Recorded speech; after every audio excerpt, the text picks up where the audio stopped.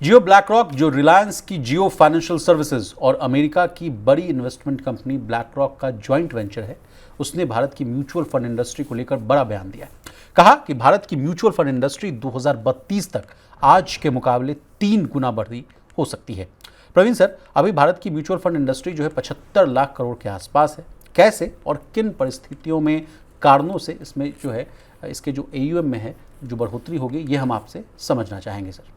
नहीं, देखिए, mutual fund industry का जो AUM है या साइज़ है, अभी जो जियो ब्लैक रॉक की जो पूरी रिपोर्ट है या वो है, उसके हिसाब से अभी लगभग 900 बिलियन डॉलर का है, जिसके वो 2032 तक यानी अब से 7 साल में सिर्फ 3 गुना बढ़कर 3 ट्रिलियन डॉलर तक पे पहुंचने की बात कह रहे हैं। ये भी कहा जा रहा है प्रवीण सर कि पिछले 10 सालों में ही इसमें 4 गुना से भी ज़्यादा की बढ़ोतरी हो चुकी है। बिल्कुल, बढ़ोतरी, अच्छी खासी बढ़ोतरी हुई है। अभी 60 लाख करोड़ के आसपास का था, 75 लाख करोड़ का पूरा मार्केट पहुंच गया रुपए के, अगर हम टर्म में देखें तो।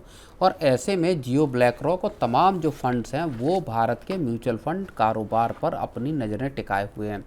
जियो ब्लैक रॉक ने ताबड़तोड़ अपने फंड लॉन्च किए, ब्लैक रॉक के साथ जॉइंट वेंचर जियो फाइनेंशियल सर्विसेज का हुआ, और उसके बाद एक के बाद एक एक्टिव फंड्स भी हैं, पैसिव फंड्स भी हैं, इनको लॉन्च किया गया। देश में लोगों की जो ज़्यादा रिटर्न की जो ख्वाहिश है, लोगों के पास बढ़ती सेविंग है या जो इनकम है, इनकम लेवल्स का बढ़ना है, वो इस मार्केट को नई ऊंचाइयों पर पहुंचा सकता है। और इसी वजह से जियो ब्लैक रॉक या कहें मुकेश अंबानी इस पूरे के पूरे देश के जो पूरा कारोबार है इस पे अपनी नज़रें गड़ाए हुए हैं विशाल जी। अब सर, लोगों के रुझान को भी जो है समझने की कोशिश करेंगे आपके चश्मे से सर। पहले जो है सर, भारतीय परिवार कहा जाता था कि सोना चांदी जमीन सब जगह पे पैसे लगाते थे।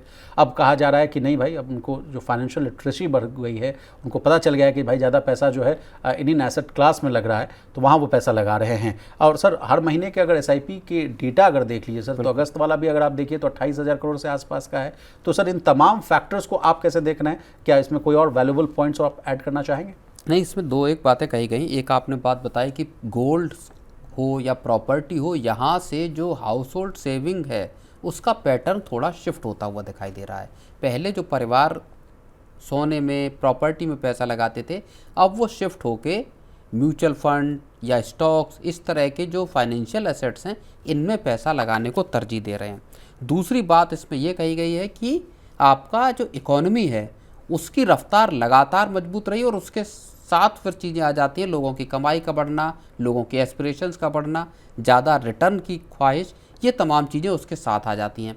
तो एक बड़ा फैक्टर ये है। तीसरा एक बड़ा फैक्टर है डिजिटल प्लेटफॉर्म का क्रिएट होना, ट्रांजैक्शंस का आसान होना। अब कोई भी अपने मोबाइल से 1 मिनट में एक SIP बुक कर सकता है, या लमसम इन्वेस्टमेंट किसी भी वक्त कहीं पर भी बैठे हुए, देश के आप किसी भी कोने में बैठे हो, आपने मोबाइल उठाया, UPI के थ्रू आपने पेमेंट किया और आपका इन्वेस्टमेंट हो गया। प्राइसिंग को लेकर भी देखिए ना सर, अब पहले क्या था, पहले आपको फॉर्म भरने पड़ते थे, फॉर्म फिर जाता था, फिर उसका लंबी प्रक्रिया थी, फिर आपका हर महीने पैसा कटने का, जब बैंकिंग सिस्टम भी इंटरनेट बैंकिंग भी हो गई, तब भी आपका फिर ECS से पैसा कट रहा है। तो वो एक लेंदी और एक ऐसी प्रक्रिया थी जो लोगों को डिस्करेज करती थी। मुझे आज भी याद है कि पहले अगर डीमैट खाते खुलवाने पड़ते थे तो 70 से 80 साइन करना पड़ता था सर, तब जाकर डीमैट खाता खुलता था। मैं आपको बताऊं, मैं 2008 में मैंने पहली अपनी SIP खोली जी, एक म्यूचुअल फंड हाउस में। उसमें एक तो वो फॉर्म और भरने पड़े, पूरी प्रक्रिया हुई। उसके बाद उसको जब मैंने किया था तो वो 1 साल के लिए की थी। 1 साल के बाद वो अपने आप बंद हो गई। मैं चाहता था कि उसको कंटिन्यू करूं, बट वो चूंकि ऑटोमेटिक क्लोज हो गई तो उसमें नया मैं इन्वेस्ट ही नहीं कर पाया, तो वो अपने आप बंद ही हो गई। तो खैर, अब आपके पास इतने ऑप्शन हैं जब से आपको ऐप्स आए हैं तमाम तरीके के। और देखिए, रिलायंस का या जियो ब्लैक रॉक का कहें, उनका डिजिटल फर्स्ट अप्रोच है, डायरेक्ट टू कंज्यूमर का अप्रोच है। आपके बीच में डिस्ट्रीब्यूटर्स, आपके बीच में मिडल मैन हैं ही नहीं। इससे कॉस्ट को कम करने की कोशिश है, और इस तरह से पूरे देश के कोने कोने तक पहुंचने का एक जो प्लान है वो एक बहुत बड़ा दांव है। और एक तरह से अगर मैं कहूँ तो वो ये जो पूरे $3 ट्रिलियन का जो पूरा मार्केट है, इस पे बड़ी नजरें जो है वो सर प्राइसिंग को लेकर भी मैं आपसे पूछ रहा था कि अब जियो ब्लैक रॉक की आपने बात कही थी, तो इनके आने के बाद तो हम लोग जब जियो ब्लैक रॉक की एंट्री हुई थी उस समय से लगातार हम लोग चर्चा कर रहे हैं कि इनके आने के बाद तो लगता है कि तुरंत जो है ये $100 बिलियन के आसपास जो है 70 लाख करोड़ के आसपास का है, वो 100 लाख करोड़ के आसपास हो जाएगा AUM। और सर लेकिन इन्होंने तमाम टेस्ट को बड़ा अच्छे तरीके से कैटर करने की कोशिश की। पहले इन्होंने एक्टिव फंड्स लाए, फिर पैसिव फंड्स लाए, मैंने सब लोगों का इन्होंने ख्याल रखा है कि अगर किसी को अगर एक्टिव फंड में जाना है तो उसके लिए भी लाया गया है NFO, और उसके बाद अगर किसी को पैसिव चाहिए तो वो भी चाहिए। और प्राइसिंग को लेकर भी मैं बार बार आपको इसलिए एम्फेसिस कर रहा हूँ कि लोग पहले समझते थे कि म्यूचुअल फंड भाई 500 रुपये लगाना पड़ेगा, 1000 लगाना पड़ेगा, 5000 लगाना पड़ेगा, लेकिन अब तो कहा जा रहा है कि नहीं 250 रुपये से भी आप SIP स्टार्ट कर सकते हैं। बिल्कुल। तो और उसमें सेबी का सबसे बड़ा दखल रहा, जहाँ पे कि 250 रुपये की SIP शुरू करने के लिए सेबी ने जो तमाम AMCs हैं उनको प्रेरित किया, कहा कि भाई आप 250 रुपये की SIP खोलिए, अगर इसके लिए जो सब्सिडी देनी पड़ेगी या कॉस्ट जो आपकी आ रही है उसको वहन करना होगा तो उसमें जो पैसा सरकार की तरफ से भी मिल सकता है।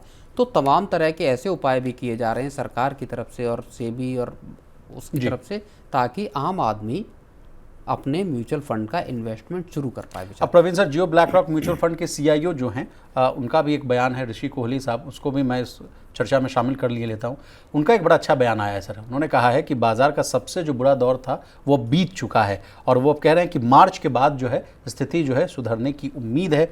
और उन्होंने PTI से जब बातचीत की तो उसके बाद इन सब बातों को उन्होंने कहा है, और उन्होंने कहा कि आगे जो है कंपनियों के जो मुनाफे हैं वो बेहतर आएंगे। आर्थिक आंकड़ों की उन्होंने बात की, वो कह रहे हैं कि वो ठीक होता हुआ दिखेगा। इसके बाद जो है चीज़ें जो हैं और बेहतर होती हुई नजर आएंगी। और जियोपॉलिटिकल टेंशंस की भी उन्होंने बात की, इन्होंने भी थोड़ा सा ये लगाया है, उन्होंने कॉशन कि ऐसा नहीं है कि आगे मैंने कह दिया तो सब कुछ सही ही हो जाएगा।